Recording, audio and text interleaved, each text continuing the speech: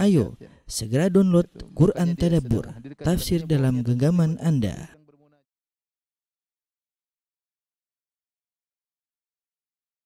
Bismillahirrahmanirrahim. Alhamdulillah.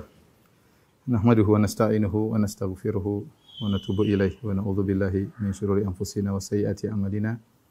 May yahdihillahu fala mudilla lahu wa may yudlil fala hadiyalah. Asyhadu an la ilaha illallah wahdahu la syarikalah wa asyhadu anna Muhammadan abduhu wa rasuluhu la nabiyya ba'dah. Ya ayyuhalladzina amanu taqullaha haqqa tuqatih wa la tamutunna illa wa antum muslimun. Fa in asdaqal hadithi kitabullah wa khairal huda huda Muhammadin sallallahu alaihi wasallam. Syarrul umuri muhdatsatuha wa kullu muhdatsatin bid'ah wa kullu bid'atin dhalalah wa kullu dhalalatin finnar. Ikhwan dan akhwat yang dirahmati Allah Subhanahu wa taala, jemaah majelis taklim dari Masjid Abu Darda dan juga Radio Hidayah Pekanbaru yang dirahmati oleh Allah Subhanahu wa taala. Demikian juga para pemirsa YouTube dan Facebook yang dirahmati oleh Allah Subhanahu wa taala. Pada kesempatan kali ini kita akan sama-sama mempelajari tentang sejarah singkat dari perjalanan hidup sahabat yang mulia Abu Darda Al-Ansari Al-Khazraji radhiyallahu taala anhu. Yang kita tahu bahwasanya dia adalah salah seorang sahabat ya, yang merupakan dari generasi termulia ya umat ini. Khairun nasi qarni. Kata Nabi sallallahu alaihi wasallam, sebaik-baik manusia adalah generasiku ya. Di antara mereka adalah Abu Darda radhiyallahu taala anhu. Dan di antara hikmah kita belajar tentang bagaimana sejarah mereka, orang-orang hebat ini. Di antaranya untuk membuat kita semangat dalam beragama, semangat dalam beramal ya. Karena mereka ini adalah sosok-sosok yang mereka berada di atas bumi tetapi ya, hati mereka di akhirat. Hati mereka di akhirat. Maka mereka memberikan contoh-contoh yang menakjubkan. Jadi dengan mempelajari pelajaran hidup mereka, kita menjadi semangat dalam melaksanakan ajaran-ajaran Rasulullah sallallahu alaihi wasallam. Di antaranya juga dengan pelajari sejarah mereka, para sahabat, kita akan terhindar dari penyakit ujub ya. Penyakit ujub karena kita lihat bagaimana ada orang-orang yang begitu hebat, tidak ada bandingannya dengan kita ya. Sangat jauh ya dengan bagaimana mereka ini ya. Dengan demikian penyakit-penyakit sombong, angkuh, ujub bisa luntur dari dada kita ketika kita mempelajari tentang sejarah para sahabat yang mulia. Pada kesempatan kali ini kita akan bahas tentang sahabat yang mulia Abu Darda radhiyallahu taala anhu ya. Yang Abu Darda radhiyallahu taala anhu diriwayatkan Nabi sallallahu alaihi wasallam mengatakan farisu ummati Uwaimir ya. Yaitu jagoan pasukan perangku adalah Uwaimir, maksudnya Abu Darda namanya adalah Uwaimir ya. Kemudian juga Rasulullah SAW juga diriwayatkan berkata, ya Uwaimir hakimu ummati, bahwasanya Uwaimir adalah hakim orang yang bijak dari umatku. Dan benar nanti insyaallah di akhir pengajian kita akan sebutkan bagaimana mutiara-mutiara nasihat dari Abu Darda, yang mutiara-mutiara tersebutlah kata-kata hikmah yang menakjubkan, yang menunjukkan keluar dari orang yang sangat berilmu seperti Abu Darda radhiyallahu taala anhu. Abu Darda radhiyallahu taala anhu namanya ada khilaf di kalangan para ulama, dan nama bapaknya juga ada khilaf di kalangan para ulama. Ada yang mengatakan Uwaimir bin Amir, ada yang mengatakan Amir bin Malik, ya, ada yang mengatakan Uwaimir bin Tha'labah ya. Tetapi semua sepakat ya bahwasanya dia adalah dari kaum Ansar, dari suku Al-Khazraj. Jadi dia adalah Al-Khazraji Al-Ansari ya. Dan semua sepakat bahwasanya kunyahnya adalah Abu Darda ya. Abu Darda ya. Ada yang menyebutkan namanya Uwaimir bin Zaid bin Qais Al-Ansari Al-Khazraji radhiyallahu taala anhu. Abu Darda radhiyallahu anhu, bagaimana masuk Islamnya? Dia termasuk terlambat Islamnya ya. Terlambat Islamnya. Ada yang mengatakan dia masuk Islam setelah perang Badar. Jadi beliau tidak ikut dalam perang Badar ya. Para sahabat yang lain sudah pada masuk Islam, dia termasuk yang terlambat Islamnya, dan dia dahulu menyembah berhala ya. Suatu hari masuklah sahabat Abdullah bin Rawahah dan Muhammad bin Maslamah masuk ke rumahnya. Kemudian mereka sengaja masuk ke rumahnya Abu Darda menuju ke berhala sembahannya Abu Darda. Maka mereka berdua pun menghancurkan berhala yang disembah oleh Abu Darda ya. Ketika Abu Darda pulang ya, kemudian dia melihat patung yang dia sembah tercerai-berai, kemudian hancur lebur, ya. Maka dia pun bicara sama patungnya, dia berkata, "Waihak halla imtana'ta ala dafa'ta an nafsik." Celaka engkau wahai Tuhanku, tidakkah kau mencegah mereka untuk menghancurkan engkau? Tidakkah kau bela dirimu? Ya. Ketika itu istrinya Ummu Darda mengomentari, "Lau kana yanfa'u aw yadfa'u an ahadin dafa'an nafsihi aw wa nafa'aha." Seandainya Tuhanmu itu bisa memberi manfaat kepada orang lain, ya, dia akan bisa memberi manfaat untuk dirinya sendiri. Dia tidak bisa membela dirinya, didatangi oleh Abdullah bin Rawaha dan Muhammad bin Maslamah, kemudian dihancurin dan dia tidak bisa berbuat apa-apa. Maka ketika itu Abu Darda berkata kepada istrinya, "A'iddi li ma'an fil muktasal." Siapkan air, aku ingin mandi. Siapkan air bagiku di tempat mandi. Faktasala, ya. Kemudian dia pun mandi, kemudian dia memakai pakaiannya, pakai hullatahu, pakaian yang indah. Kemudian dia pergi menuju kepada Nabi sallallahu alaihi wasallam. Ketika dia pergi menuju Nabi sallallahu alaihi wasallam, ketika itu ada Abdullah bin Rawaha, ya, di sisi Nabi sallallahu alaihi wasallam. Kemudian Abdullah bin Rawaha berkata, "Ya Rasulullah, hadza Abu Darda wa ma urahu illa jaa fi talabina." Ya Rasulullah, Abu Darda datang ke sini. Sepertinya dia cari saya dan Muhammad bin Maslamah karena kami sudah hancurkan patungnya, ya. Maka Nabi mengomentari perkataan Abdullah bin Rawaha, "Inna ma jaa li yuslima. Inna Rabbi wa'adani bi Abi Darda an yuslim fa aslama." Maka Nabi sallallahu alaihi wasallam berkata, "Enggak, dia datang bukan mencari kalian berdua wahai Abdullah bin Rawaha dan Muhammad bin Maslamah, tetapi Rabbku telah berjanji kepada aku bahwasanya Abu Darda akan masuk Islam." Ya, maka Abu Darda pun masuk Islam, ya. Jadi Abu Darda masuk Islam terlambat, dia tidak ikut serta dalam perang Badar, tapi dia mulai ikut peperangan dalam perang Uhud radhiyallahu taala anhu. Ya. Setelah beliau masuk Islam, maka benar-benar beliau menuntut ilmu dengan luar biasa, ya. Ya. Beliaulah yang meriwayatkan hadis yang masyhur tentang keutamaan menuntut ilmu, ya. Ya, man salaka tariqan yaltamisu fi ilman sahalallahu bihi tariqan ilal jannah, ya. Wa innal malaikata la tad'u ajnihataha ridwan li talibil ilmi bima yasna. Hadis yang panjang, barang siapa yang menempuh suatu perjalanan untuk menuntut ilmu, maka Allah mudahkan jalannya di surga dan sungguhnya malaikat akan membentangkan sayapnya, merendahkan dirinya, malaikat karena ridha kepada seorang penuntut ilmu, ya. Malaikat ridha, kemudian tawadhu di hadapan penuntut ilmu. Kemudian wa innal alim la yastaghfir lahu man fis samawati wa man fil ardi hatta al hitani fil bahr. Dan sungguhnya orang yang alim akan dimohon ampunan baginya, akan mohonkan ampunan baginya semua penghuni langit dan penghuni bumi, sampai ikan-ikan di lautan akan mohon ampun baginya, ya. Wa innal fadlul alim 'alal qamar 'alal 'abid ka fadlil qamari 'ala sa'iril kawakib. Bahwasanya keutamaan orang yang berilmu dibandingkan dengan ahli ibadah seperti keutamaan bulan purnama dibandingkan seluruh bintang-bintang. Wa innal ulama warasatul anbiya. Dan sungguhnya para nabi, para ulama adalah pewaris para nabi. Wa innal anbiya lam yuwarithu dinaran wala dirhaman. Bahwasanya para nabi tidak mewariskan dinar dan dirham. Wa inna ma warathul ilma, tapi mereka mewariskan ilmu. Faman akhadahu faqad akhadha bihadzin wafir. Barang siapa yang mengambil ilmu dari para ulama atau dari para nabi, maka dia telah mengambil warisan yang banyak. Jadi ternyata setelah Abu Darda masuk Islam, benar-benar dia belajar dengan luar biasa. Maka dia termasuk dari para orang-orang alim di kalangan para sahabat, ya. Sampai Masruq, seorang tabi'in, dia berkata, "Wajadtu ilma as-sahaba intaha ila sittah." Kata Masruq, dia seorang tabi'in, dia berkata, "Aku mendapati ilmu sahabat seluruhnya kembali kepada 6 orang. Umar, wa Ali, wa Ubay, wa Zaid, wa Abi Darda, wa Ibnu Mas'ud." Ya. Itu kembali kepada Umar, kepada Ali, kepada Ubay bin Ka'ab, kepada Zaid bin Sabit, kepada Abu Darda dan kepada Ibnu Mas'ud. Inilah orang-orang hebat di kalangan para sahabat. Maksudnya orang-orang yang ditemui oleh Masruq. Mungkin dia tidak ketemu Abu Bakar, ya. Kemudian juga Khalid bin Ma'dan pernah berkata, "Kana Ibnu Umar yaqul, hadithuna anil aqilain." Kata Ibnu Umar, "Berilah hadis kepada kami atau ceritakan kepada kami dari 2 orang yang berakal, yang cerdas." Fa yuqalu manil aqilan? Siapakah 2 orang cerdas?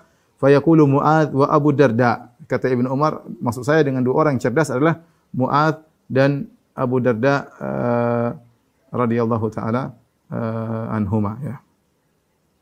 Di antara keistimewaan Abu Darda radhiyallahu taala anhu mengenai masalah ilmu, yaitu Abu Darda perhatian terhadap Al-Qur'an ya. Abu Darda memiliki perhatian besar terhadap Al-Qur'an ya. Oleh karenanya tidak semua orang di zaman Nabi SAW berhasil menguasai Al-Quran seluruhnya. Hanya beberapa orang yang benar-benar mengambil Al-Quran seluruhnya dari Nabi SAW. Sebagian sahabat mengambil sekian banyak hadis, sebagian banyak Al-Quran langsung dari mulut Nabi SAW. Kemudian sisanya mereka mengambil dari sahabat lain. Jarang yang kemudian mengambil Al-Quran seluruhnya dari langsung dari Nabi SAW. Ada beberapa orang saja, di antaranya adalah Abu Darda. Di antaranya adalah Abu Darda radhiyallahu ta'ala anhu. Sampai-sampai Abu Darda begitu semangat tentang Al-Quran, beliau berkata, "Lau unsitu ayah, lam ajid ahadan yudzakkiruniha illa rajulan bi barqil ghimat rahaltu ilaihi."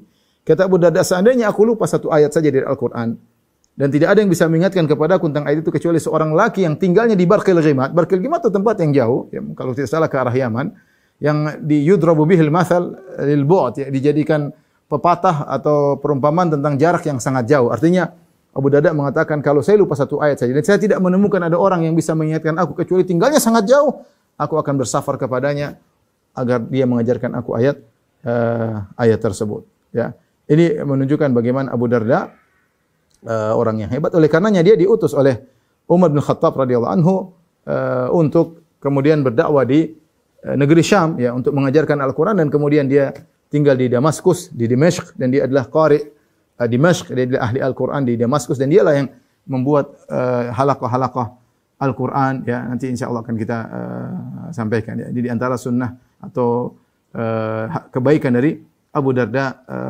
radhiyallahu ta'ala anhu, ya. Dan ilmu Abu Darda diakui oleh para sahabat. Oleh karenanya Abu Dzar radhiyallahu anhu, kita sudah pernah sampaikan tentang Abu Dzar. Qala Abu Dzar li Abi Darda, Abu Dzar pernah berkata kepada Abu Darda, "Ma hamilat warqa wala adallat khadra a'lama minka ya Abu Darda." Ya, tidak ada di kolong langit dan tidak ada di atas bumi ini yang lebih berilmu dari engkau wahai Abu Darda. Ini Abu Dzar mengakui keilmuan Abu Darda, ya, radhiyallahu ta'ala anhu, terutama perhatian beliau terhadap Al-Quranul Karim. Taib, adapun bagaimana ibadah Abu Darda radhiyallahu ta'ala anhu. Ya, Abu Darda memiliki ibadah yang luar biasa. Di antaranya hadis yang masyhur yang diriwayatkan Imam Bukhari dan yang lainnya, Nabi SAW baina Salman wa Abi Darda. Ya, Rasulullah SAW mempersaudarakan antara Salman Al-Farisi dan Abu Darda. Ini adalah metode Nabi SAW ketika para sahabat berhijrah dari Mekah menuju Madinah. Mereka dalam kondisi miskin, tidak memiliki apa-apa. Maka di antara sistem yang dikerjakan oleh Nabi SAW adalah nizam ta'akhi, yaitu Rasulullah mempersaudarakan mereka, yang satu dengan ini, si fulan dengan si fulan, seperti Salman dengan Abu Darda, agar mereka saling perhatian. Agar mereka satunya dari suku Ansor, satunya dari Muhajirin, ya, dari Muhajirin, ya. Di antaranya adalah Salman Al-Farisi. Salman Al-Farisi berhijrah dari Persia, ya, bukan dari Mekah, dipersaudarakan dengan Abu Darda radhiyallahu taala anhu. Sebagaimana kisah yang masyhur juga di mana Nabi SAW mempersaudarakan antara Abdurrahman bin Auf dengan Sa'ad bin Rabi', ya, yang Sa'ad bin Rabi' akhirnya menawarkan istrinya, menawarkan setengah hartanya kepada Abdurrahman bin Auf. Dan dulu persaudaraan ini sampai-sampai kalau ada yang meninggal di antara mereka saling mewariskan. Tapi kemudian dimansuhkan oleh Nabi SAW. Hukumnya tidak berlaku lagi. Tapi maksud saya, mereka bersaudarakan dengan kedekatan yang luar biasa. Jadi saling mengunjungi, saling memperhatikan. Di antaranya akha an-Nabi SAW baina Salman wa Abi Darda. Rasulullah SAW mempersaudarakan antara Salman dan Abu Darda, ya. Dan biasa Salman mengunjungi saudaranya. Faja'ahu Salman yazuruhu. Maka Salman radhiyallahu anhu pun datang ke rumah Abu Darda untuk menengoknya. Fa idza Ummu Darda mutabadzilah. Tiba-tiba ternyata Abu Darda tidak ada, yang menyambutnya adalah Ummu Darda, ya. Ummu Darda, ya. Sebelum saya lanjutkan, saya ingatkan bahwasanya Abu Darda punya istri dua-duanya dikenal dengan Ummu Darda. Ada Ummu Darda Al-Kubra, dan ada Ummu Darda As-Sughra ya. Ummu Darda Al-Kubra dan ada Ummu Darda As-Sughra ya. Adapun Ummu Darda Al-Kubra namanya Khairah dan dia adalah seorang sahabiyah ya. Dan adapun yang muda Ummu Darda As-Sughra kalau enggak salah namanya Hujaimah ya. Dan dia adalah tabi'iyah ya, bukan sahabat ya. Ya Sughra maksudnya yang muda, adapun Kubra yang tua ya. Ketika adapun yang Kubra meninggal sebelum meninggalnya Abu Darda, dia meninggal sebelum Abu Darda. Adapun As-Sughra, Ummu Darda yang Sughra yang muda setelah Abu Darda meninggal dia masih hidup ya, dia masih hidup. Nah, ini yang kita disebutkan dalam hadis ini adalah Ummu Darda yang Al-Kubra, ya, yang tua ya. Yang tua yang namanya adalah Khairah ya. Ketika itu Salman Al-Farisi radhiyallahu anhu mendapati Ummu Darda mutabadzila. Mutabadzila itu pakaian tidak rapi ya. Maka hal ini mengherankan bagi Salman. Salman Al-Farisi berkata, "Masya'nuki, ada apa dengan engkau?" ya. Maksudnya kenapa engkau pakai baju yang tidak bagus ya? Dan ini hal yang aneh bagi Salman Al-Farisi. Kenapa? Karena ketika itu tradisi yang berkembang yang sedang berjalan di para sahabat, bahwasanya istri di rumah pakaiannya rapi, bagus untuk menyambut suaminya. Jadi istri berhias untuk suaminya. Ya. Bukan sebaliknya ketika keluar baru berhias. Ini tradisi ketika itu. Benar-benar mereka menjalankan hadis-hadis Nabi SAW bahwasanya mereka berhias untuk suami. Mereka berhias untuk suami. Kalau mereka keluar, mereka maksudnya pakai pakaian yang tidak mencolok. Tapi kalau dalam rumah mereka berhias untuk suami. Makanya ketika Salman mendapati Ummu Darda pakaiannya enggak rapi, dia heran. Dia heran ya. Ini tradisi yang berubah total di zaman kita ya. Ya wanita berhias kalau mau keluar, kalau di rumah sama sekali tidak berhias. Pakai baju seadanya, baju yang jelek juga tidak masalah ya. Tidak berhias untuk suaminya, tidak berhias untuk suaminya ya. Pokoknya semuanya untuk orang. Banyak wanita seperti itu. Kalau udah mau keluar baru sibuk inilah, sibuk mandilah. Kalau di rumah enggak mandi, enggak perhatian ya. Sibuk pakai parfum lah, sibuk pakai spidol lah, macam-macam baru persiapan untuk keluar rumah. Tapi ketika di rumah kurang perhatian ya, kurang perhatian sama. Ini adat yang melanggar syariat Islam. Syariat Islam sebaliknya harusnya seorang wanita di rumah perhatian sama suaminya, penampilan yang rapi untuk menarik perhatian suaminya. Intinya Ummu Darda pakaiannya bukan kebiasaan biasa wanita di sana, ketika lagi di rumah pakaiannya rapi untuk menyambut suaminya. Maka ketika Salman melihat Ummu Darda kok begitu, maka Salman tegur, ya. "Masya'nuki, ada apa dengan engkau?" ya. Maka Ummu Darda Al-Kubra berkata, "Inna akhaka la hajata lahu fid dunya." Sungguhnya saudaramu Abu Darda tidak punya kebutuhan kepada dunia. Ini isyarat dari Ummu Darda bahwasanya ngapain saya berhias dan berias untuk Abu Darda sementara dia tidak butuh dengan saya. Dia tidak membutuhkan kemesraanku ya. Ya, yaqumul lail wa yasumun nahar, kerjanya salat malam, siang puasa luar biasa. Abu Darda rajin sangat rajin ibadah, penuntut ilmu sejati, kemudian rajin beribadah ya, sampai istrinya agak terbengkalai dalam tanda kutip. Nanti akhirnya ditegur oleh Nabi SAW. Akhirnya Salman nunggu Abu Darda karena mereka sudah seperti bersaudara. Ya, dipersaudarakan oleh Nabi SAW, maka Salman punya perhatian khusus kepada Abu Darda. Maka Salman menunggu fajar Abu Darda.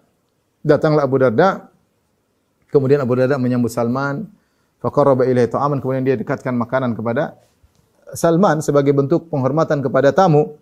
Silakan ya. Maka Salman berkata, "Makan, ayo barang makan." Kul. Kata Abu Darda, "Ini shaim." Betul, saya lagi puasa. Subhanallah, Abu Darda lagi puasa. Malam salat malam, siang puasa. Ibadah luar biasa ya. Ya. Maka Salman berkata, "Aku bersumpah aku tidak makan hatta ta'kul." Sampai kau makan juga baru aku makan. Akhirnya terpaksa Abu Darda berbuka puasa dalam rangka menghormati tamunya Salman. Fa akala ma'hu. Makan sama Salman. Ternyata Salman belum pulang juga. Salman ingin menyelesaikan permasalahan keluarga Abu Darda dengan Ummu Darda. Maka kemudian Salman tidur di situ. Tidur di situ, ya. Tatkala tiba malam hari, arada Abu Darda an yaqum, ya. Abu Darda bangun sudah masih awal malam sudah pingin salat. Kata Salman, belum, tidur. Kemudian sudah lewat malam lagi, pengin bangun lagi salat malam. Kata Salman belum tidur. Ketika mungkin sepertiga malam yang terakhir waktunya pas untuk salat atau waktu yang pas untuk salat, kemudian Salman mengatakan, benar kita salat bareng. Akhirnya mereka pun salat malam. Ya, ternyata apa yang diisyaratkan oleh Ummu Darda benar ya. Jadi Salman mengecek. Ummu Darda mengatakan, ngapain saya berhias? Ya, inna akhaka Abu Darda laisa lahu hajatun ila dunya. Saudaramu Abu Darda tidak butuh dunia, tidak butuh saya, ngapain saya berhias dan berhias. Ya. Dan Salman ngecek ternyata benar. Abu Darda siang puasa, malam salat malam. Terus kapan mau nengok-nengok istrinya? Maka setelah Salman membuktikan ternyata memang Abu Darda sebagaimana yang diisyaratkan oleh istrinya, maka Salman pun berikan nasihat kepada Abu Darda. Ya. Dia mengatakan, inna li rabbika alaika haqqan. Wahai Abu Darda, sungguhnya Rabbmu punya hak yang harus kau tunaikan. Itu kau salat, ibadah, puasa, salat malam, puasa.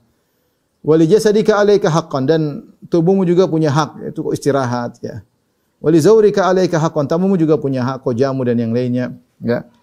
Kemudian baru dia mengatakan, wali ahlika alaika haqqan, istrimu juga punya hak. Bagaimana cerdasnya Salman, dia mulai dari hak Allah, kemudian baru hak keluarga terakhir disebutkan. Ya tidak langsung, jadi metode ya dalam menyampaikan nasihat terkadang intinya kita sampaikan belakangan. Kita kasih mukaddimah, baru kita sampaikan intinya. Sebagaimana Salman, dia mengatakan, Rabbmu punya hak, jasadmu punya hak, tamumu punya hak, anak-anakmu punya hak. Kemudian wali ahlika alaika haqqan, istrimu juga punya hak, fa'ati kulladzi haqqin haqqah. Maka berikanlah kepada pemilik hak-haknya. Ya. Rupanya begitu salat subuh, mereka pergi salat subuh bersama Nabi SAW. Abu Darda ingin mengecek langsung kepada Nabi SAW karena ini ijtihad Salman. Salman berijtihad memandang bahwasanya ada yang salah dalam sikap Abu Darda, terutama dalam skala prioritas, di mana dia memperhatikan ibadah terlalu banyak sehingga ada yang terbengkalai, ada bagian yang jadi tumbal yaitu hak istrinya. Akhirnya Abu Darda cerita kepada Nabi SAW. Ya Rasulullah, ceritanya begini-begini. Salman bilang saya begini-begini. Inna rabbika alaika haqqan, wa li jasadika alaika haqqan, ya. Wa li zawrika alaika haqqan, wa li ahlika alaika haqqan. Allah punya hak, jasadmu punya hak,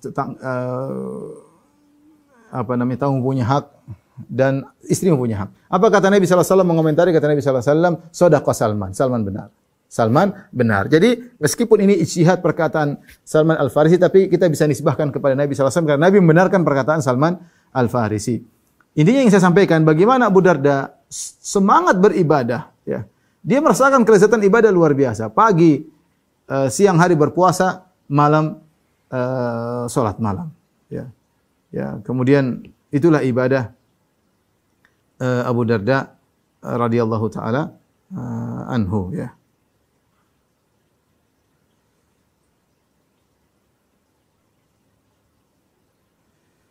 Disebutkan oleh Yazid bin Abi Malik dari ayahnya, qala kana Abu Darda yusalli thumma yukri wa yaqra hatta idza arada al-qiyam qala li ashabihi. Rasulullah sallam, Abu Darda salat subuh dan dia mengajarkan Al-Qur'an, dan dia membaca Al-Qur'an. Tatkala dia hendak pergi, ingin bangkit dari tempat salatnya, dia bertanya kepada teman-temannya, hal min walimatin aw aqiqatin ashhaduha. Ini dia habis salat subuh, dia ngajarin Al-Qur'an, ya. Kemudian dia baca Al-Quran, orang-orang pada dengar, kemudian dia ngaji. Setelah selesai dari semua pengajaran Al-Quran, dia berdiri mungkin ingin pulang, dia tanya sama teman-teman yang hadir. Hal min walimah, ada undangan walimah, ada yang walimah. Aqiqah, adakah yang aqiqah? Nasyhadu, bisa kita hadir. Fa in qalu na'am, kalau mereka mengatakan ada, ya sudah, dia akan hadir acara tersebut. Wa illa, kalau ternyata hari ini tidak ada acara ya Abu Darda, tidak ada acara. Maka dia berkata, Allahumma inni ushiduka anni sha'im. Ya Allah, aku mensaksikan kepada engkau bahwasanya aku berpuasa. Enggak ada acara undangan sana kemari, ya sudah saya puasa. Subhanallah. Bagaimana Abu Darda ya mengerti bahwasanya puasa tidak perlu puasa kalau memang ada undangan walimah, karena menghadiri walimah adalah ibadah, ya. Menghadiri undangan sahabat dalam rangka misalnya walimah atau akikah dan yang lainnya adalah suatu ibadah. Sehingga dia merasa tidak perlu berpuasa. Tapi kalau tidak ada undangan, dia berpuasa. Dia berpuasa karena Allah Subhanahu wa taala. Kemudian di antara ibadah Abu Darda radhiyallahu taala anhu adalah tafakkur wal i'tibar. Bukan hanya baca Quran, bukan hanya puasa, bukan hanya salat malam. Di antara ibadah beliau adalah beliau suka merenung, ya, suka merenung. Ya. Dari Ibnu Ajlan, dari Aun bin Abdullah, qultu li Ummi Darda, aku bertanya kepada Ummu Darda, ayu ibadati Abi Darda kanat akthar. Ibadah Abu Darda mana yang paling sering dia lakukan? Ibadah apa yang paling sering dia lakukan? Maka istrinya berkata, qalat at-tafakkur wal i'tibar. Tafakkur itu merenungkan. Wal i'tibar mengambil pelajaran. Dan ini juga diriwayatkan dari Abu Darda. Wan Abi Darda, Abu Darda pernah berkata, tafakkuru sa'atin khairun min qiyami lailatin. Merenungkan tentang keagungan Allah Subhanahu wa taala, perenungan yang dianjurkan oleh Allah Subhanahu wa taala, ya, sesaat lebih baik daripada salat malam, ya. Makanya Allah mengatakan memuji hamba-hambanya dalam surat Al-Imran, alladzina wa yatafakkaruna fi khalqis samawati wal ard. Di antara ciri-ciri orang beriman adalah wa yatafakkaruna fi khalqis samawati wal ard rabbana ma khalaqta hadza batila. Ya, mereka merenungkan tentang penciptaan langit dan bumi. Mereka berkata, ya Rabb kami, tidak mungkin kau ciptakan ini sia-sia. Pasti ada hikmahnya, pasti ada tujuannya. Ini ibadah yang kurang kita kerjakan, ya. Di antara ibadah yang agung menurut Abu Darda, bahkan lebih agung lebih baik daripada salat malam, tafakkur. Maka tafakkur kita merenungkan keagungan Allah Subhanahu wa taala. Tafakkur banyak. Kadang kita tafakkur dalam ayat-ayat Allah, tafakkur kita lihat matahari, kita lihat alam semesta, kita lihat hal-hal menakjubkan. Kita bertafakkur, dan itu mendatangkan pahala yang besar, ya, karena Allah menyuruh kita untuk bertafakkur, ya. Afalam yanzuru, awalam yanzuru, lihat, tidak akan mereka melihat kepada ini, tidak akan mereka kepada langit, tidak akan mereka melihat kepada gunung, tidak akan melihat kepada onta, ya. Ya. Tidak akan mereka melihat kepada malakutus samawati wal ard, bagaimana tentang agungnya, hebatnya penciptaan Allah Subhanahu wa taala, ya. Banyak Allah menyuruh kita merenungkan dan bertafakkur. Yang bertafakkur tersebut akan buat kita semakin mengagungkan Allah Subhanahu wa taala. Ya, membuat kita ingat kepada pencipta, karena tafakkur yurithu tadzakkur. Dengan kita bertafakkur akan timbul tadzakkur, ingat kepada Allah, ingat tentang hari akhirat, ya. Bahwa ini semua terciptakan tidak cuma asal-asalan, ada sesuatu di balik ini. Kita diciptakan kenapa? Ada pertanggungjawaban yang harus kita pertanggungjawabkan. Demikian juga di antaranya tafakkur terhadap ayat-ayat Al-Quran. Abu Darda bukan cuma baca, dia bertafakkur.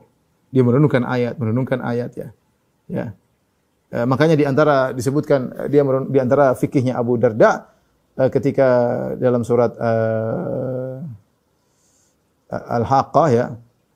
Wa amma man utiya kitabahu bishimalih fayaqulu ya laitani lam uta kitabiyah wa lam adri ma hisabiyah ya laitaha kanatil qadiyah ma agna anni maliyah halaka anni sultani khudhuhu faghulluh thumma al-jahima salluh thumma fi silsilatin sab'una dhira'an faslukuh, ya.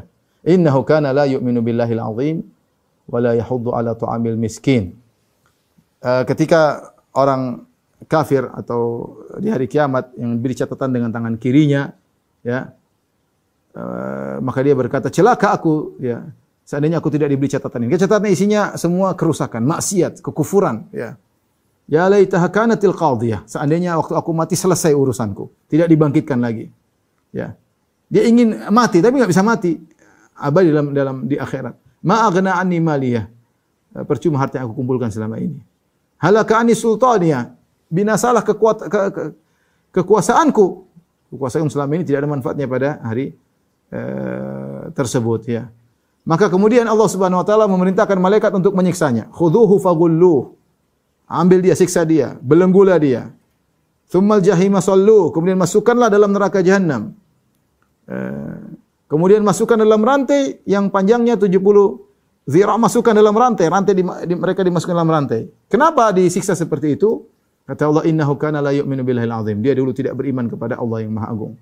Wala yahuddu ala ta'amil miskin, dan tidak beri makan kepada fakir miskin. Dua sebab membuat mereka akhirnya disiksa seperti itu. Dibelenggu, dimasukin dalam rantai, rantai yang panjang, disiksa dengan rantai yang panas. Maka Abu Darda berkata kepada istrinya, kita sudah selamat dari satu. Kita beriman kepada Allah.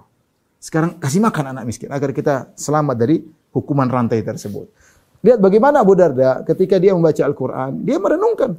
Ini orang disiksa karena dua. Innahu kana la yu'minu billahil azim.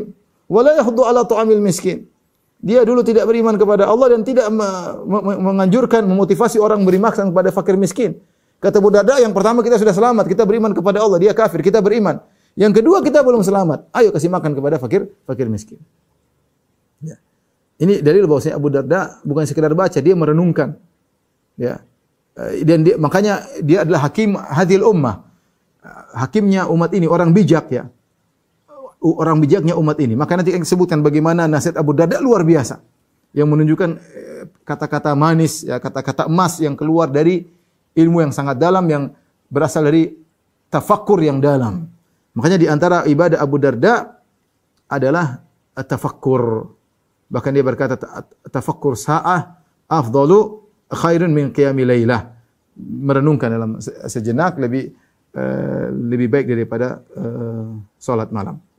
Tapi di antara ibadah yang diperhatikan Abu Darda adalah masalah bikin halaqah Al-Quran. Disebutkan Abu Darda ketika di Damaskus, orang-orang banyak belajar Al-Quran sama dia. Maka dia tanya, berapa jumlah yang hadir? Disebutkan 1.600 sekian.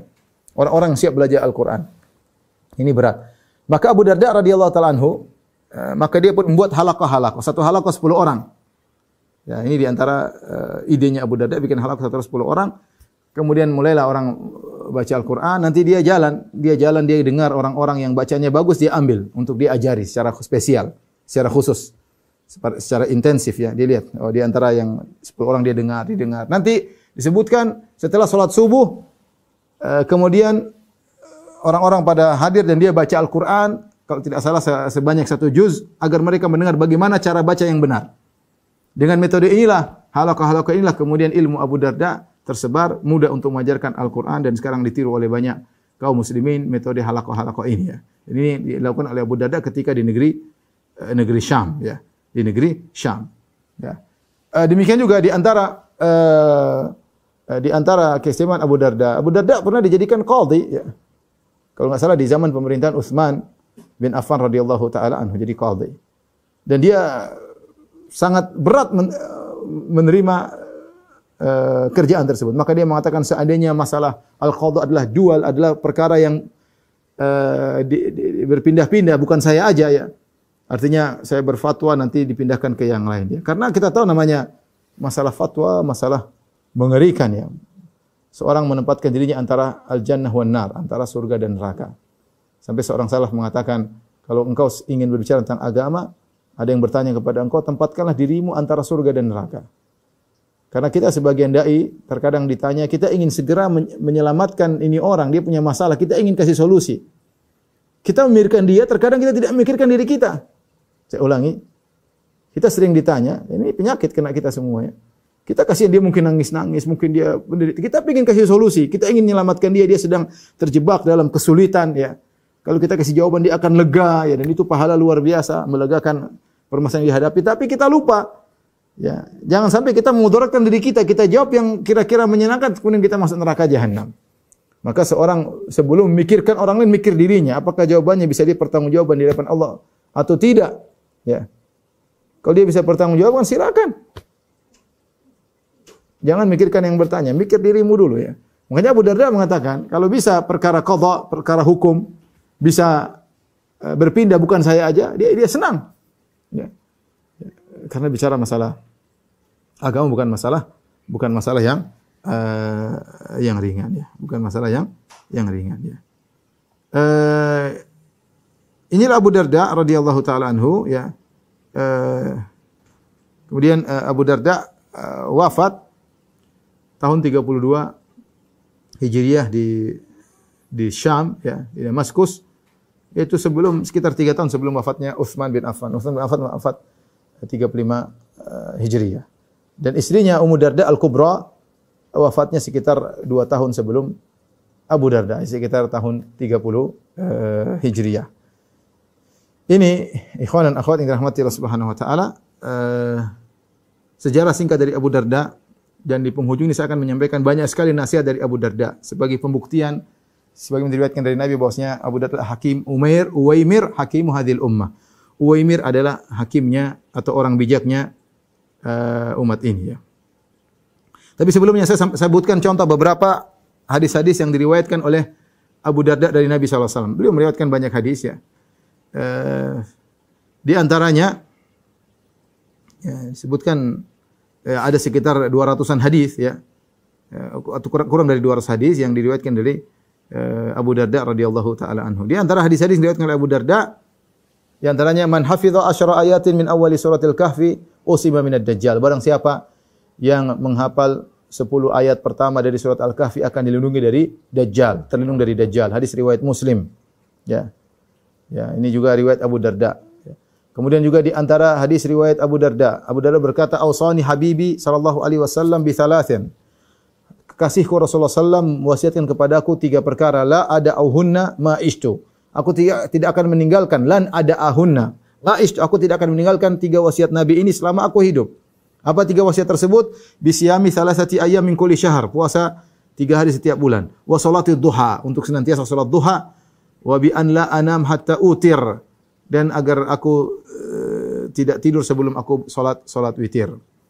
Kemudian di antara riwayat yang hadis diriwayatkan oleh Abu Darda dari Nabi sallallahu alaihi wasallam, ya, Rasulullah SAW pernah bersabda an Abi Darda, dari Abu Darda dari Nabi sallallahu alaihi wasallam bahwasanya beliau bersabda, ayajizu ahadukum an yaqra'a fi lailatin thulutsal Qur'an? Apakah salah seorang dari kalian tidak mampu dalam semalam baca sepertiga Al-Qur'an? Qalu wa kaifa yaqra'u thulutsal Qur'an? Para sahabat bertanya, Rasulullah, bagaimana dia bisa baca sepertiga Al-Qur'an? Qala qul huwallahu ahad ta'dilu thulutsal Qur'an. Hadis riwayat Muslim. Nabi berkata surat Al-Ikhlas qul huwallahu ahad nilainya seperti sepertiga Al-Qur'an. Hadis riwayat Muslim. Kemudian juga dari Ummu Darda, dari Abu Darda. Ummu Darda meriwayatkan dari Abu Darda. Qala Rasulullah sallam, "Ma min 'abdin muslimin yad'u li akhihi bi dhahril ghaib illa qala al-malak wa laka bimithl." Hadis riwayat Muslim. Tidaklah seorang hamba muslim mendoakan saudaranya bi dhahril ghaib. Orang tersebut tidak hadir dan dia tidak tahu bahwasanya kita mendoakannya. Kecuali ada malaikat yang berkata wa laka bimithl, kau juga mendapatkan apa yang seperti kau mintakan bagi saudaramu. Dan ini keutamaan berdoa bi dhahril ghaib. Bi dhahril ghaib maksudnya kita mendoakan saudara kita, dia tidak tahu dan dia tidak hadir. Gaib, dia gaib dari kita. Berarti kita doanya tulus. Ya. Mungkin kita tidak cerita sama dia. Ya. Sesekali kita kasih tahu bahwasanya kita perhatian sama dia, tapi bukan tiap hari kita ceritakan. Dan ternyata malaikat mendoakan orang yang tersebut dengan mengatakan walaka bimithil. Ya. Ini di antara hadis-hadis yang diriwayatkan oleh Abu Darda radhiyallahu taala anhu. Ya.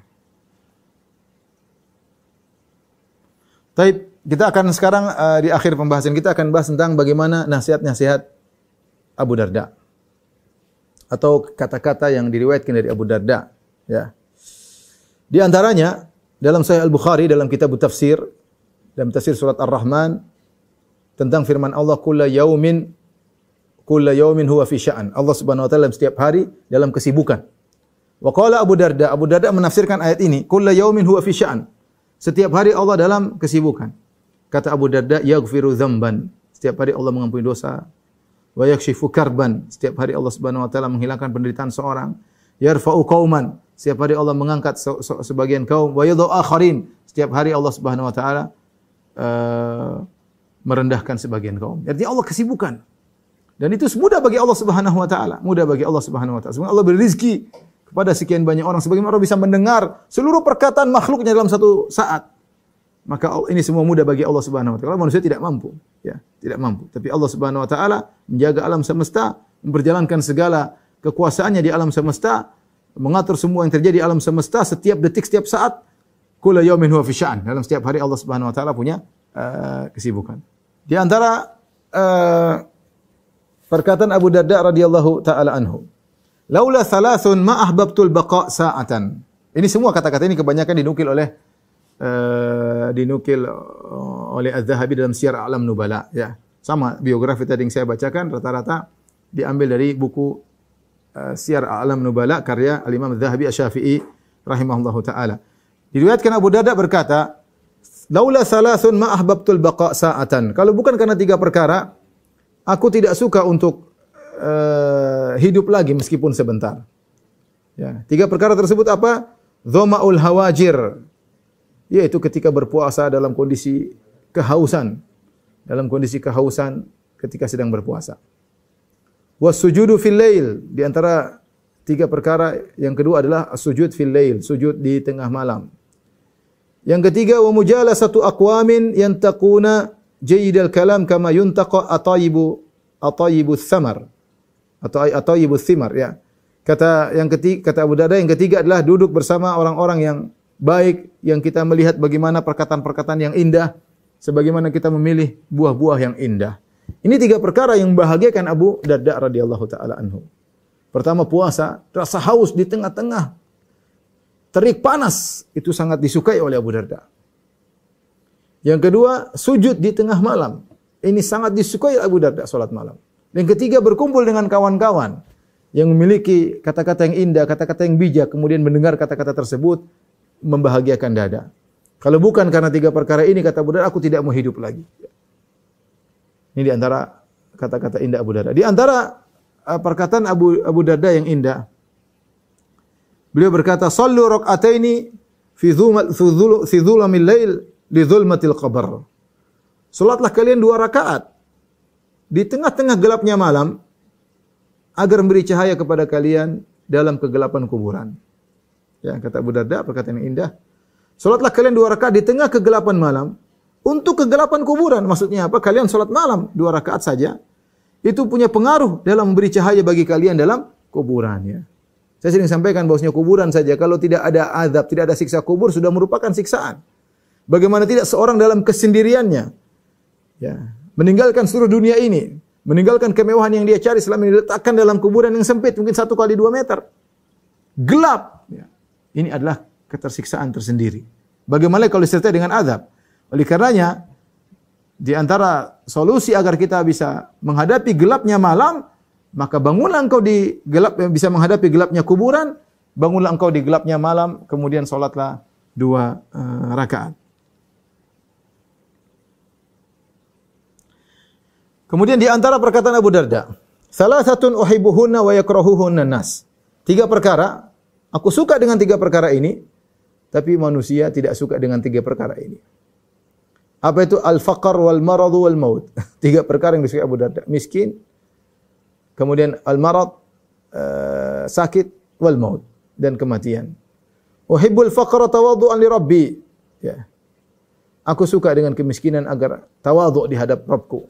Ya. Kita orang yang miskin ya, dia pasti tawadhu' ya. Tidak ada kesombongan sama sekali dalam hatinya. Apa yang mau disombongkan? Kalau orang yang punya harta banyak, rawan untuk sombong, rawan untuk angkuh. Dan aku menyukai kematian, isyaqan li rabbi, agar aku segera bertemu dengan Rabbku. Dan aku suka dengan penyakit, takfiran li khati'ati, untuk menghapuskan dosa-dosaku, ya, menghapuskan dosa-dosaku. Kemudian diriwayatkan juga dari Yahya bin Abi Katsir dari ayahnya, anna Abu Darda auja'at ainuhu hatta dhahabat. Abu Darda matanya sakit sampai dia enggak bisa melihat gara-gara matanya sakit. Faqila lahu lau da'autallah. Kenapa kau tidak berdoa kepada Allah menghilangkan penyakit di matamu? Kata Abu Darda, ma faraqtu ba'du min du'aihi li dhunubi fa kaifa ad'u li aini. Aku belum selesai berdoa kepada Allah agar Allah mengampuni dosa-dosaku, bagaimana sempat saya mau berdoa untuk urusan mataku.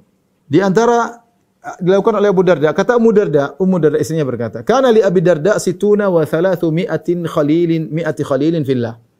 Abu Darda punya 360 sahabat kekasihnya, artinya sahabat dekatnya, 360. Semua sahabatnya karena Allah. Yad'u lahum fi salat. Abu Darda mendoakan mereka dalam salat. Disebutkan nama-nama mereka. Faqultu lahu, istrinya berkata. Bayangkan Abu Darda sahabat yang setia. Bukan sibuk dengan dirinya, lupa dengan kawan-kawannya. Dia doain kawan-kawannya dalam salat. Maka istrinya bertanya, faqultu lahu fi dzalik. Aku bertanya kepada dia tentang hal tersebut. Maka Abu Darda berkata, innahu laisa rajulun yad'u li akhihi fil ghaib illa wakkalallahu bihi malakain yaqulan walaka bimithlihim afala arghabu an tad'u li al malaikah. Kata Abu Darda, dan dia yang meriwayatkan tadi hadis tentang doanya malaikat kepada orang yang mendoakan saudaranya. Kata Abu Darda, tidaklah seorang pun berdoa untuk saudaranya yang tidak hadir di hadapannya kecuali Allah akan kirimkan 2 malaikat yang akan berkata walaka bimithlim, kau juga mendapatkan apa yang kau minta, ya. Makanya kalau kita punya hutang, kita doain teman kita biar dia lunas hutangnya. Allah, malaikat akan mengatakan kau juga akan lunas hutangmu. Itu di antara metode agar kita mudah urusannya. Kita mendoakan orang lain, saudara kita, yang dia punya masalah dengan kita sama, kita doain dia. Maka malaikat akan berkata, kau juga mendapatkan seperti yang kau minta untuk saudaramu. Dan ini menunjukkan bagaimana perhatian Abu Darda kepada sahabat-sahabatnya. Maka dia berkata, "Afala arghabu an tad'u lil malaikah?" Kenapa aku tidak semangat agar malaikat mendoakanku? Agar malaikat mendoakan aku. Taib. Ikhwan dan akhwat yang dirahmati Allah Subhanahu wa taala, di antara perkataan Abu Darda radhiyallahu taala anhu, dia berkata, "Inna min fiqhil abdi an yata'ahada imanahu wa ma naqasa minhu." Di antara kecerdasan seorang hamba, dia mengecek imannya. Kapan turun imannya? Dia cek. Wa min fiqhil abdi an ya'lama amuzdadun huwa am muntaqis. Dan di antara kecerdasan seorang hamba, fikih seorang hamba, dia cek apakah imannya bertambah atau sedang berkurang. Wa inna min fiqhir rajuli an ya'lama nazaqati syaitan anna ta'tihi. Dan di antara kecerdasan seorang, fikih seorang, dia mengetahui dari mana godaan syaitan menimpanya. Ini penting. Nasihat Abu Darda, seorang harus selalu mengecek imannya karena kita meninggal di atas iman. Iman kita lagi kurang, segera kita perbaiki. Iman kita lagi baik, kita pertahankan, berusaha. Dan kita harus ngerti kita terjerumus, terpapar dalam perangkap syaitan, perangkap yang mana kita harus ngerti. Seorang sadar kalau dia ke sana dia akan terperangkap, kalau dia bertemu dengan si fulan dia akan bermaksiat, tinggalkan itu orang semua. Kalau memang apa yang dilakukan akan membuat dia terjerumus dalam maksiat, dia harus ngerti di mana dia titik lemahnya. Syaitan tahu titik lemahnya dia dan dia juga harus ngerti. Jangan sampai dia tidak ngerti, akhirnya dia mudah terjerumus dalam kemaksiatan. Makanya kata Abu Darda, min fikir rajul an ya'lama nazaqati syai'an anna ta'tihi. Ya, di antara fikih seseorang adalah seorang tahu syaitan dari mana menggodanya. Kalau seorang tahu dia lemah di hadapan wanita, jangan coba-coba umbar senyuman kepada wanita. Ya. Hati-hati. Kalau seorang tahu dia lemah dari sisi jabatan misalnya, hati-hati ya. Dia sangat mudah terpengaruh untuk ini, terprovokasi sangat mudah. Masing-masing ngerti lah. Kalau seorang tahu dia sangat bisa terjerumus dalam kemaksiatan, dalam kesendiriannya, hati-hati jangan sampai dia terjebak dalam kondisi tersebut yang buat dia mudah untuk bermaksiat ya. Ini di antara nasihat Abu Darda. Di antara nasihat Abu Darda, dia berkata, "Man aktsara dzikral maut qalla farahuhu wa qalla hasaduhu." Siapa yang sering mengingat kematian, maka sedikit senangnya dan dia sedikit hasadnya. Apa yang dia hasad? Sementara dia tahu dia akan meninggal dunia. Ngapain dia hasad? Sementara dia tahu dia akan meninggal dunia. Sering ingat mati, dia tidak akan hasad. Orang kalau hasad berarti kata Abu Darda, di antara obat untuk menyembuhkan hasad sering ingat mati. Mau hasad apa? Mau hasad orang beli itu, beli ini, kita mau mati kok mikirin itu, ya. Kemudian kata Ummu Darda As-Sughra, ya. Hujaimah, dia lamma ihtadara Abu Darda ja'ala yaqul, ketika Abu Darda akan wafat dia berkata, "Man ya'malu limithli yaumi hadza?" Siapakah yang beramal untuk bertemu dengan hari yang aku hadapi sekarang ini? "Man ya'mal limithli madja'i hadza?" Siapakah yang beramal soleh untuk bertemu dengan aku tertidur terkapar sekarang ini? Ini renungan bagi kita, ya. Itulah puncak daripada ya kegiatan kita selama di dunia. Ingat, ketika kita wafat sudah selesai. Ya, semua amal kita sudah selesai. Maka mumpung masih hidup, beramalah untuk bertemu dengan hari tersebut. Mumpung masih punya rizki, beramalah untuk hari tersebut. Mumpung masih punya kekuatan, beramalah. Ya. Waktu berjalan, kita menjalankan rutinitas harian. Ya. Masa kita mau begini-begini terus? Ya. Beramal, kita akan bertemu dengan hari yang ketika itu sudah tidak bermanfaat lagi harta kita, kawan-kawan kita tidak ada yang bisa beri manfaat. Selesai, game over. Ya. Makanya mumpung masih hidup, kata Abu Darda, "Man ya'mal limithli yaumi hadza?" Siapakah yang beramal untuk bertemu dengan hari yang seperti aku hadapi sekarang, sakaratul maut.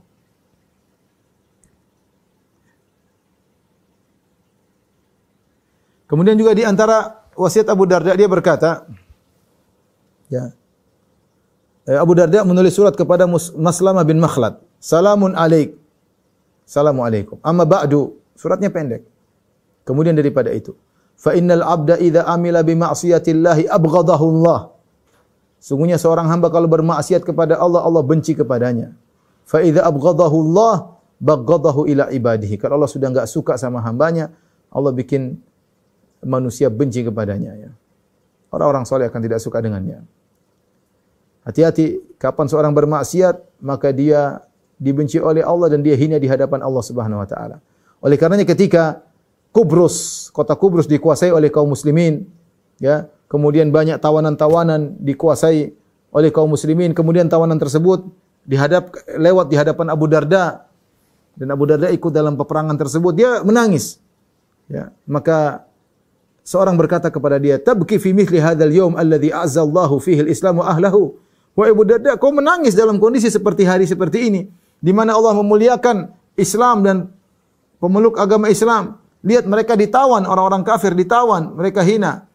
Ya, Jubair namanya yang bertanya. Maka Abu Darda berkata, "Ya Jubair, ya, baina hadhil ummah qahirah, zahirah id asallah." Tadinya ya Jubair, perhatikan, umat ini tadi yang kita tawan sekarang ini.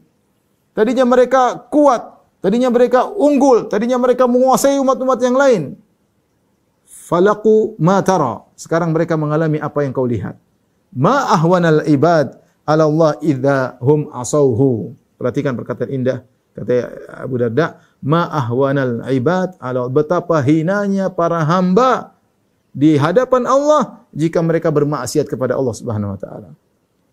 Anda mungkin merasa Anda hebat di hadapan banyak orang. Anda mungkin merasa Anda tinggi, Anda mungkin merasa Anda ujub, tapi kalau Anda bermaksiat kepada Allah, Anda hina di hadapan Allah. Anda hina di hadapan Allah. Anda dimurkai oleh Allah Subhanahu wa taala. Waliyazubillah, ya. Di antara perkataan menarik dari Abu Darda, dia berkata, "Ahlul amwal ya'kuluna wa na'kul." Kata Abu Darda, orang-orang pemilik harta makan, kita juga makan, kata Abu Darda. Ini menghibur dirinya. Wa yashrabun, mereka minum, ya mungkin minumnya kontennya beda ya.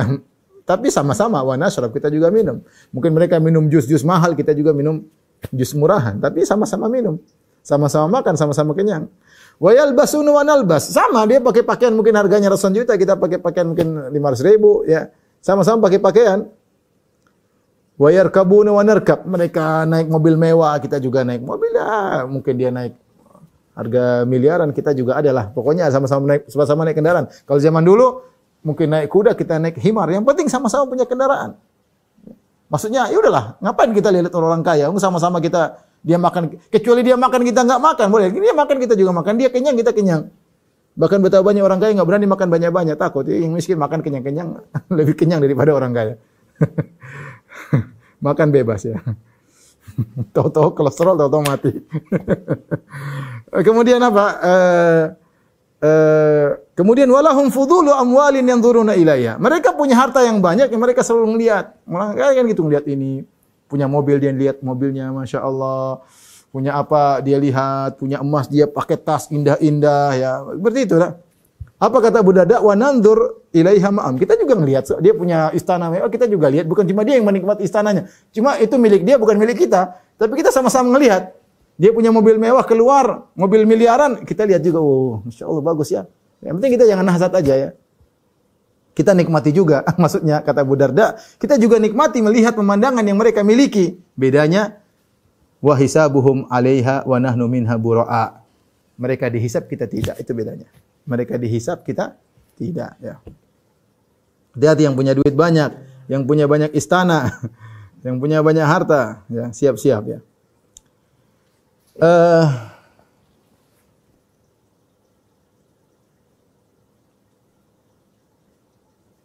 Di antara perkataan Abu Darda, ya. Jadi Abu Darda, dia itu orang yang dia berkata, "Kuntu tajiran." Saya dulu pedagang. Qabla al-mab'ats, sebelum masuk Islam ya. Sebelum Nabi berdakwah dia pedagang duit banyak ya. Falamma aslamtu, ketika aku masuk Islam, jama'tu bainal ibadah wat tijarah. Maka aku gabungkan antara ibadah dengan perdagangan. Aku gabungkan dua-duanya. Ternyata aku tidak mampu. Abu Darda bilang, aku nggak mampu. Mau sukses dalam perdagangan, mau sukses dalam ibadah, aku nggak mampu. Fataraktul tijarah. Maka perdagangan saya tinggal, saya sibuk ibadah. Ini disampaikan oleh Az-Zahabi dalam Syiar A'lam Nubala, perkataan Abu Darda. Kemudian Az-Zahabi mengomentari, inilah Abu Darda. Namun tidak semua orang seperti Abu Darda. Ada sahabat yang bisa menggabungkan antara ibadah dan perdagangan. Contohnya Abdurrahman bin Auf, contohnya Abu Bakar radhiyallahu anhu. Ya. Namun banyak yang tidak bisa menggabungkan keduanya. Kalau fokus dagang, ibadahnya terkatung-katung. Kalau fokus ibadah, perdagangan enggak bisa. Ya. Tetapi tidak semuanya harus seperti Abu Darda. Ya. Maksud saya Abu Darda, dia termasuk orang tidak mampu untuk menggabungkan antara ibadah dengan perdagangannya. Tapi kata Adzabi ketika mengomentari ini, silakan sibuk dengan beribadah, tapi jangan lupakan hak-hak orang-orang yang harus kita tunaikan. Hak keluarga, hak anak istri, hak orang tua, tunaikan. Tapi ini jangan terlalu tenggelam dengan perdagangan sehingga ibadah kita lupakan. Taib, kemudian Abu Darda juga berkata, "A'udzubillah min tafriqatil qalb." Aku berlindung dari hati yang tercerai-berai. Aku berlindung dari kalbu yang tercerai-berai. Maka ditanyakan kepada dia, "Wa ma tafriqatul qalb?" Ya Abu Darda, apa maksud Anda dengan kalbu yang tercerai-berai? Kata dia, an yaj'ali fi kulli wadin mal. Yaitu terlalu banyak proyek. Jadi punya sana ada investasi di sana, investasi di sana, investasi di sana, investasi di sana, investasi. So, kapan ngajinya? Investasi di mana-mana. Ada yang saja 20 investasi. Kalau kamu bos, tolong ada yang mikirin. Enggak, kamu yang mikir langsung, repot. Kalau kamu bos pintar, anak buahmu yang mikir, kamu tinggal terima duit. Oke. Tapi sebanyak orang tidak bisa demikian. Dia tidak percaya sama orang, dia mikirin sendiri. Akhirnya 20 investasi pikir hatinya kemana-mana. Enggak mungkin hatinya tidak tercerai-berai. Ini kata Abu Darda. Setiap sisi, setiap lembah ada duitku di situ. Sana investasi, harta juga banyak, ada di sana, ada di sana. Dipikirin, namanya kan harus diperhatikan, dirawat. Kalau ada yang ganggu, ya, ini hati tercerai-berai. Ya. Abu Darda punya fikih sendiri, dia tidak suka ibadahnya terganggu dengan perdagangan. Ya. Dan sebagian orang kalau tidak berdagang nggak bisa ibadah. Kalau nggak berdagang nggak bisa berdagang, ibadah harus punya duit. Terus anaknya harus kenyang, istrinya kenyang, baru dia bisa ibadah dengan tentram. Masing-masing orang tadi kata Az-Zahabi rahimahullahu taala. Tapi intinya inilah Abu Darda. Dia ingin fokus beribadah, tidak ingin pikirannya kemana-mana mikirin duit. Dia nggak mau. Kemudian di antara perkataan Abu Darda, ya, utlubul ilma, nuntutlah ilmu. Fa in ajistum fa ahibbu ahlahu. Kalau kalian tidak mampu menuntut ilmu, maka cintailah ahlul ilmu. Fa in lam tuhibbuhum fala tubghidhuhum. Kalau kalian tidak bisa mencintai ahlul ilmu, maka jangan benci kepada mereka. Ini wasiat dia kepada orang-orang agar menuntut ilmu. Nah, menuntut ilmu dapat pahala. Kalau enggak mampu, enggak paham-paham, sudah belajar enggak nyambung-nyambung, ya sudah mau dipaksa bagaimana? Belajar ini enggak nyambung, belajar bahasa Arab 10 tahun enggak bisa-bisa, ya sudah mau diapain? Ya, cintailah ahli ilmu, cintailah mereka. Jangan, kalau kalian tidak bisa mencintai mereka, jangan benci mereka. Karena namanya orang punya ilmu tidak ada yang maksum, pasti punya kekurangan, ya. Para dai, para ulama saja punya kekurangan, mulai para dai, ya. Terkadang kata-katanya indah tapi ternyata prakteknya tidak, ya. Seperti itu, dan itu terjadi, ya. Terjadi, ya. Kemudian di antara perkataan Abu Darda, "Innila amurukum bil amri wa ma af'aluhu." Sungguh aku memerintahkan kalian untuk melakukan suatu perkara dan aku tidak mengerjakannya. Walakin la'alla Allah ya'juruni fihi. Tapi aku berharap semoga Allah memberi aku pahala dari hal ini. Artinya Abu Darda menyampaikan, yang ideal adalah seorang menyeru perbuatan yang dia juga kerjakan. Kalau dia menyuruh amar ma'ruf, dia juga mengerjakan perbuatan tersebut. Itu yang ideal. Ya, dia suruh orang salat malam, dia juga salat malam. Dia suruh orang bersedekah, dia juga sedekah. Dia menyuruh orang tundukkan pandangan, dia juga tundukkan pandangan. Harusnya begitu idealnya. Tapi kata Abu Darda, tidak semua saya bisa begitu. Ya, Abu Darda termasuk sahabat yang harus menyampaikan ilmu. Jadi setelah Rasulullah SAW meninggal, para sahabat sibuk bagaimana menyampaikan ilmu. Ya. Karena ilmu Nabi berpangku kepada para sahabat. Para sahabat kerja. Terkadang mereka menyampaikan sesuatu ilmu yang mungkin mereka belum kerjakan. Mereka tidak seperti Nabi SAW, tapi secara umum mereka kerjakan. Makanya kata Abu Darda, terkadang aku menyuruh kalian sungguh melakukan satu perbuatan, aku tidak mengerjakannya, tapi aku berharap dapat pahala karena menyuruh kalian untuk mengerjakannya. Ya. Maka para dai ketika mereka berdakwah dan mungkin mereka menyelisih perkataannya, tetap jadi berdakwah, harus dia berdakwah. Yang tidak bisa dikerjakan istighfar kepada Allah Subhanahu wa taala. Mudah-mudahan Allah berikan dia pahala dari sisi yang lain. Tapi intinya ini perkataan Abu Darda, ya, bahwasanya dia tetap menyampaikan meskipun terkadang belum dia kerjakan. Kemudian di antara perkataan Abu Darda, dan ini cara bagaimana dalam bermuamalah dengan istri, ya. Kata Abu Darda, "Idza ghadibti faraddini." Wahai istriku, kalau kau marah, ya. Idza ghadibtu faraddini. Ya istriku, kalau aku marah, tenangkan kemarahanku, yaitu cari keridhaanku. Wa idza ghadibta raddaituki. Kalau kau Kalau wa idza ghadibti raddaituki. Kalau kau yang marah istriku, aku akan berusaha menenangkanmu. Fa idza lam nakun hakadha ma asra ma naftari. Kalau kita tidak begini ya sudah, kita bakalan cerai. Kau marah, saya juga marah. Saya marah, kamu juga marah. Selesai, buyar rumah tangga. Ya. Artinya ini perkara yang warid, yang sangat mungkin terjadi dalam rumah tangga. Maka kita lihat kondisi. Kalau istri kita lagi marah, kita yang berusaha mencari keridhaannya. Kalau kita lagi marah, istri yang seperti itu. Tapi kalau dia marah, kita marah, selesai. Ya. Selesai. Ya. Selesai maksudnya apa ya? Kawin lagi, selesai. Buyar. Ini rumah tangga berkelahi terus bagaimana ya?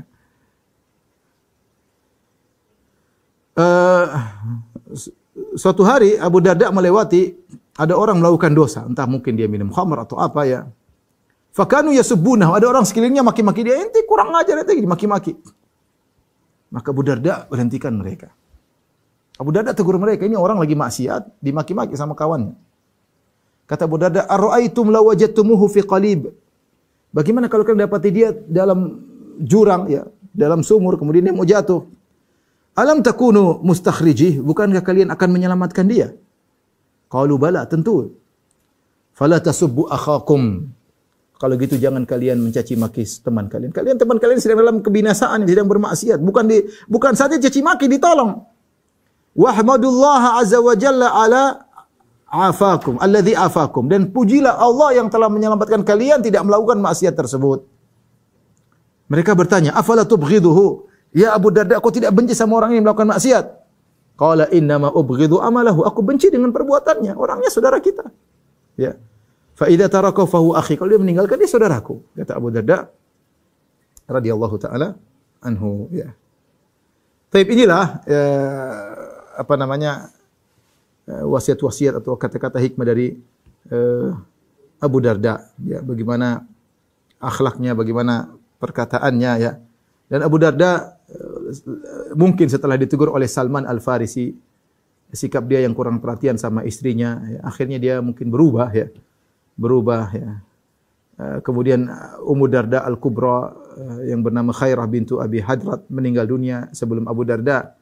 Kemudian Abu Darda tinggal bersama Ummu Darda yang sugra, yaitu yang muda, ya, yang bernama Hujaimah, ya. Hujaimah Al-Himyariyah Dimashqiyah, ya, dari Syam, ya. Disebutkan bahwasanya Ummu Darda begitu sayang kepada Abu Darda. Ketika Abu Darda akan meninggal dunia, maka Ummu Darda berkata, "Innaka khatabtani ila abawayya fid dunya fa ankahuka." Dia bilang pada suaminya yang meninggal dunia, "Wahai suamiku Abu Darda, kau dulu mengkhitbahku kepada kedua orang tuaku. Lalu kedua orang tuaku menikahkan engkau denganku. Wa ana akhtubuka ila nafsika fil akhirah. Sekarang saya berkhidbah kepada engkau, ingin menjadi istrimu di akhirat." Kata Ummu Darda, "Saya sekarang melamarmu wahai Abu Darda. Aku ingin menjadi istrimu di akhirat." Maka apa kata Abu Darda? Kalau begitu, fala tankihin ba'di, jangan kau nikah lagi setelahku. Dan itu benar-benar dijalankan oleh Ummu Darda. Disebut dalam riwayat, khataba Muawiyah bin Abi Sufyan Ummu Darda. Ketika Abu Darda meninggal dunia, Ummu Darda terkenal cantik. Maka datanglah Muawiyah bin Abi Sufyan. Siapa Muawiyah? Orang hebat. Orang hebat, ya. Dia pun melamar Ummu Darda. Ya, Muawiyah di zaman tersebut menguasai Syam, gubernur Syam. Ketika Abu Darda meninggal tahun 32 Hijriah, siapa gubernur Syam? Muawiyah bin Abi Sufyan. Abu Darda, ya, orang ulama, meninggal dunia, selesai. Datang sahabat mulia, ya, tidak semulia Abu Darda, tapi dialah Muawiyah, orang kaya raya, gubernur negeri Syam. Yang Ummu Darda tinggal, siapa yang tidak bangga dilamar oleh gubernur, ya, gubernur kita tinggal misalnya di satu tempat, suami kita meninggal, terus gubernurnya yang ngelamar. Bukan sembarang orang, Muawiyah bin Abi Sufyan. Maka dia lamar Ummu Darda. Maka fa'abat, Ummu Darda tidak mau dinikahi sama Muawiyah, ya. Ummu Darda berkata, qala Rasulullah sallallahu alaihi wasallam, Rasulullah SAW bersabda, al-mar'atu fi akhiri azwajiha. Wanita itu bersama suaminya yang terakhir. Ya. Sehingga dia mengatakan, aku tidak mau menggantikan Abu Darda dengan engkau wahai Muawiyah. Aku tidak menggantikan engkau dengan Abu Darda wahai Muawiyah. Kalau tidak salah Muawiyah menasihati kalau begitu banyaklah berpuasa, ya. Dan ini beberapa sahabiat seperti itu. Tidak menikah lagi karena saking sayang kepada suaminya. Di antaranya adalah Ummu Darda, tidak mau menikah lagi karena ingin bersama dengan Abu Darda. Di antaranya istrinya Hudzaifah juga demikian ya. Hudzaifah berkata kepada istrinya ya, "In syi'ti an takuni zaujati fil jannah fala tazawwaji ba'di." Kalau kau ingin menjadi istriku di surga, maka janganlah kau menikah setelah aku meninggal dunia. Fa inna al-mar'ata fil jannati li akhir azwajiha fid dunya. Sungguhnya wanita bagi suaminya yang terakhir di dunia. Di antaranya juga Asma binti Abi Bakar. Asma binti Abi Bakar suaminya Zubair bin Awam. Dan Zubair bin Awam orangnya keras kepada Asma. Bahkan Asma pernah mengadu kepada ayahnya Abu Bakar. Abu Bakar suruh sabar ya. Tapi dia sangat cinta kepada Zubair bin Awam. Ketika Zubair bin Awam meninggal dunia, dia tidak mau menikah lagi. Ya, kenapa? Ingin bersama Zubair bin Awam radhiyallahu taala. Demikian juga contohnya istrinya Utsman bin Affan. Utsman bin Affan ketika meninggal dunia di hadapan istrinya, ya, dibunuh di hadapan istrinya. Istrinya sangat sayang kepada Utsman. Istrinya sangat muda. Sebagaimana kita kisahkan tentang Utsman. Ketika dia meninggal, Muawiyah melamar, dia pun tidak mau karena sayang kepada Utsman bin Affan radhiyallahu taala anhu. Ini sebagian istri sahabat seperti itu. Ya, karena sangat sayangnya kepada suami. Di sebagian lain ada yang punya sisi lain, banyak sahabiat juga ketika suaminya meninggal dia nikah lagi ya. Nikah lagi, dia sayang sama suami tapi dia ingin jalani kehidupan berumah tangga. Contohnya Asma binti Umais. Asma binti Umais radhiyallahu taala anha menikah dengan Ja'far bin Abi Thalib. Ja'far bin Abi Thalib orang yang sangat hebat, ahlul bait. Kemudian meninggal pada Ghazwah Mu'tah, tangannya terpotong sehingga Nabi mengabarkan bahwasanya Ja'far masuk surga, terbang di surga. Disebut Ja'far At-Tayyar karena terbang, tangan yang terpotong digantikan dengan sayap oleh Allah Subhanahu wa taala. Tapi ketika Ja'far meninggal, Asma binti Umais dilamar oleh Abu Bakar dan dia menikah dengan Abu Bakar. Dan Abu Bakar dijamin masuk surga oleh Nabi sallallahu alaihi wasallam. Manusia terbaik setelah nabinya, para nabi adalah Abu Bakar. Kemudian Abu Bakar meninggal dunia. Asma menikah lagi sama Ali bin Abi Thalib radhiyallahu taala. Makanya dia ada sebagian sahabiat seperti itu. Suaminya meninggal, dia menikah lagi dengan yang lainnya. Wallahu taala alam bisawab. Ini saja yang saya sampaikan kepada ikhwan dan akhwat pada jamaah Masjid Abu Darda Pekanbaru dan juga Radio Hidayah. Kurang lebihnya saya mohon maaf. Wabillahi taufiq wal hidayah. Assalamualaikum warahmatullahi wabarakatuh.